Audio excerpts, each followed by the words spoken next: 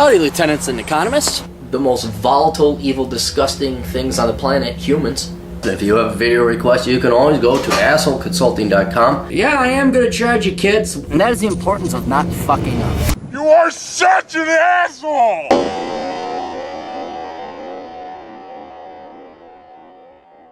AssholeConsulting.com, where all your dreams are destroyed because you never had any dreams anyway, because you believed in poppycock and bullshit that the gray hairs lied to you about, and instead I saved you from fucking nightmares so you could give me your money at AssholeConsulting.com, and you may ask your questions there. This Hamam writes, "Hey Aaron, UX, user experience profession, is not as hard as programming, and it feels natural to me. And some career reports show that UX designers and researchers makes more money than developers and network pros, but I don't trust the media that much. I want your honest asshole thoughts. My questions. 1, do you think UX profession is as reliable as computer networking or development, despite it so much easier, and there will be demand for it even like 10 years from now? Well, I cannot predict 10 years from now. That is the true sign of an honest asshole. So we don't know. But I had to look this up. I'm like, what the fuck is this UX user experience profession? And basically, you test things. That's what you do. They develop crap, and it's user experience, and then you give feedback. Normally, we'd call that the free market. Normally, we'd call that product and development or testing. But this has come up with a whole new profession. It's the UXPA. There's even an association for it. And I went to the site. So do I think it's reliable as computer networking or development, despite it being so much easier? No. If it's easy, then it's not as reliable or dependent, because more people, even if right now it's a hot profession, which it isn't, by the way, if it's easier, more and more people will do it. And soon it'll be like teachers and child psychology majors and anything that doesn't require math. So I had to figure out what it was first. Then I had to go and figure it out. Then I had to start looking at starting salaries, or not starting salaries, but median salaries. And here's the problem with it. In order for you to make the money that they're citing, you basically have to be an engineer. So you have to go through all this stuff so you understand the product and the user interface, and you understand the product itself. It's not just, well, I like purple buttons instead of red. You might as well become an engineer, or a computer networker, or a computer designer, something, or a computer engineer, then become the user experience profession. But yeah, this is media hype. I mean, this is bullshit. And let me look through your other questions here, because it's an opportune moment to tell you why I think it's bullshit. I think it's a better choice. Yeah, let's pause it now. I'll do a little clappy thing so I know how to insert the chart here. Here is a chart that I saw, or a chart like this, that I saw throughout my entire education at the Carlson School of Management. And this is how you can tell a profession is bullshit, or a degree is bullshit, is when they come up with charts like this.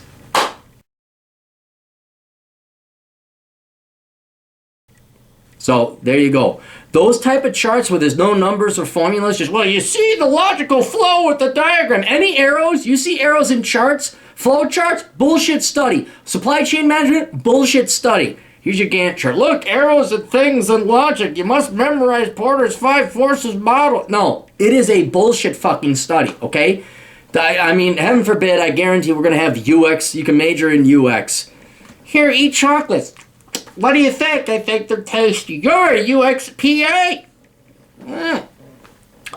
So no, this is a bullshit profession.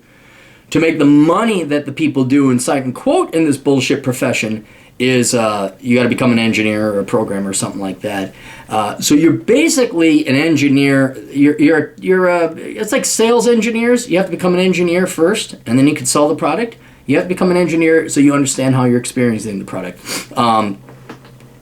It's not going to be like, you can major in criminal justice but never become a cop, because the cop's like, well, we didn't ask for that degree, and that's not an accredited university.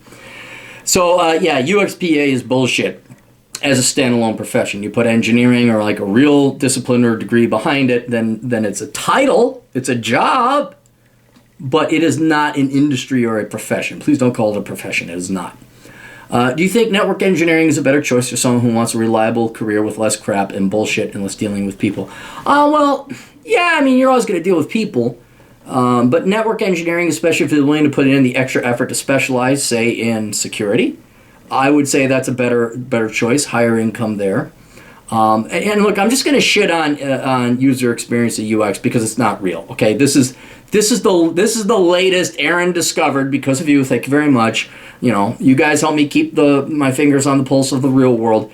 This is fraudulent. This is bullshit. So everything, you could say, should I become a janitor? Yeah, actually, you should become a janitor over that because at least a janitor produces something of value. So, I know one person who works at Google that right there. All right, you see it? You see the fucking wrinkles in the knuckle right there? Close up, fucking close up. Do you think? 4. Do I get the chance to travel to places that others don't want to go to, like oil fields and rigs in the ocean, if I choose network engineering, or no such thing in network engineering? Well, yeah, I mean, if you volunteer, okay, this has nothing to do with what you choose. If you're willing to go work out in an oil rig, or another, I was listening to Chris Beckloff's podcast. His co-host pointed out he knew a guy who was an underwater welder. So if you're willing to go to places normal people don't want to, or they're afraid, or they panic, or they freak out, yeah, the money's going to be there. Now, what you do there is another issue. Yeah, you make great money if you're a network engineer out in an oil rig parked out in the Gulf of Mexico. So if you're willing to go and travel, that just adds more. I mean, ideally, you'd like to do both. Something that's very skilled in network engineering, petroleum engineer, mechanical engineer, something. And then I'm willing to work in a war zone. I'm a security guard. I think I make 12 or 15 bucks. I never asked my boss. But that's because I'm sitting on my ass in St. Cloud, Minnesota. Now, if I'm a security guard in Afghanistan, the price slightly increases just a little bit. So if you're willing to go to hot spots or dangerous places, yeah, the pay is much better because fewer and fewer people are willing to go. So there's less supply, and then the price goes up. 5. Of the 3, which one would you personally choose and why? So UX profession, network engineer, and network engineer, or an equivalently in-demand legitimate study or field in a hostile environment. How old are you? Yeah, dude, I'd go the profession in the hostile environment, or the dangerous environment, or the environment that people just don't want to go to. It does, like, North Dakota is not dangerous. It's just really, really fucking boring and cold. So that's what I would do. Do it for a couple years, bang out your money. Don't go to North Dakota. The Bakken thing is busted. But absolutely, go where it pays. You don't have kids. You ain't got a wife. Go now. Because you won't be able to once you stick your dick into a woman. Oops, I forgot the birth control. Now it spits triplets, and poor old, Hamam, he's fucked. And well, not anymore, because you're married and she's got 3 triplets, and you're kind of like, wifey, which is what I imagine your love life to be. I'm kidding. But yeah, if you don't have any responsibilities, now is the time to go forth and adventure. Take risks that you wouldn't be able to take otherwise if you had a family to think about. Make your money. Live cheaply. You don't need 3 cars. You don't need a big house. You just need a hut with a fucking cot. And yeah, absolutely, that's what I would do. 6, is it true that talent, I've majored and worked in graphic design, really doesn't matter anymore these days, no matter how good or real my talent is or was? No, it is true if you're trying to get employed in modern day employers, okay? Because it doesn't matter how talented you are, they are going to hire people they like, not who's the best. This is for many reasons, including nepotism, ass-kissing, networking, brown-nosing. Bosses are afraid of being undone or outshone by you. They want to protect their fiefdoms. It's not bullshit. I thought it was bullshit at first. It's true. So in that realm, talent is not sought. But every great once in a while, you'll get meritocratic companies that do look for talent. I hate to say Google, but Google does take their time to find pretty talented people. But more importantly, in the end, talent is rewarded because that's what the people want. And what ends up happening is you have a revolution or an entrepreneur provide a better service than what the old established companies have been providing. through their nepotism and cronyism and ass-kissing and brown-nosing. So this is why I always advocate entrepreneurship. You'd be amazed how many large corporations you could obsolete and run circles around as a dedicated, hardworking, and superiorly, if that's even a word, a better and more talented artist or person in that field. Like the banks, okay, that's a bad example. Anybody could beat the banks because they all fucking lost money and need the taxpayers to bail out. So it's not that hard to beat Goldman Sachs. But whatever, in your particular case, it's graphic design. Oh yeah, dude. I mean, you expect to get plenty of doors slammed in your face, and you might as well start working on your own on the side as a graphic designer. I mean, seriously, just program a website, start opening up a shop, and start taking in clients. Because here's the one thing that you have now, that I didn't have for the first half of my life, and the rest of humanity and society never had, and that's the internet. You can directly sell your skills and your ability. This is why we have Chad Elkins as a sponsor of the show. He doesn't need a fucking CPA firm to fucking warrant his work. He's like, my name is Chad Elkins. I'm a CPA. I'm certified. Do you want me to do your taxes? Boom, right there, directly to the customer. No bullshit. You could do Hammam graphic design. Seriously, Hammam graphic design. How great of a better website is that? And you just start putting out flyers. You do it on the side. You work your regular job. Put food on the table. But I would sell. I mean, directly. If your passion is graphic design, and you've been studying it and practicing it all this time, you at least owe it yourself to try your hand at it individually. Try it as an entrepreneur. So there, your talent or your skill is going to be put to the judgment of public opinion like that. Before that, no, if you were an artist, you had to go through a record label. If you were an author, you had to go through the cocksucking, nepotistic, scum-sucking pieces of shit over in the New York and London publishing houses. If you were, what was the other one? Was it radio? Radio, you have to go, you had all these guardians and gatekeepers that went, fuck you, I'm going to give my nephew this. Look at Meghan fucking McCain.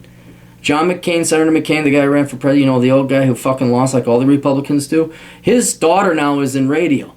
Well, you think she got there by accident? Colin Powell's son, head of the FCC. Think that's fucking meritocratic? No, the internet fucking obsoletes all that baby boomer bullshit. You could sell your shit right directly. So, if you're thinking of a second career, network engineering, computer programming, okay, cool. Not user experience. User experience is bullshit. But don't throw away your graphic design just yet, because it's a skill and a trade just like accounting or welding or something like that. A bit more artsy-fartsy, and maybe there's a million more other people doing it.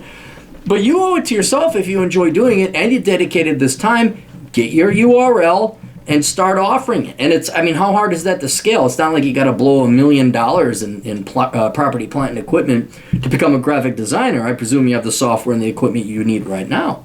So absolutely, man, do it. Go become the entrepreneur. Pursue another path or career to put food on the table. But don't throw away your graphic design thing just yet. Shit. I never thought I would become a ballroom dance instructor. You never know what's going to pay off. But you obviously had a penchant and a passion for it. I think you owe it at least to your life and yourself to pursue that. And finally, your contents are great, and I wish you the best of all the goodness you do to others, even as an asshole. Thank you very much. Well, thank you very much there, Haman. I appreciate it. Just go do it, man. And don't get a girl pregnant until you're ready. That's the only thing. You could not succeed in any of these endeavors, and as long as you don't have a wife and kids, you're still good to go. You're still the hurdle is very lowered for us single males without children. So, anyway, best of luck. Toodles.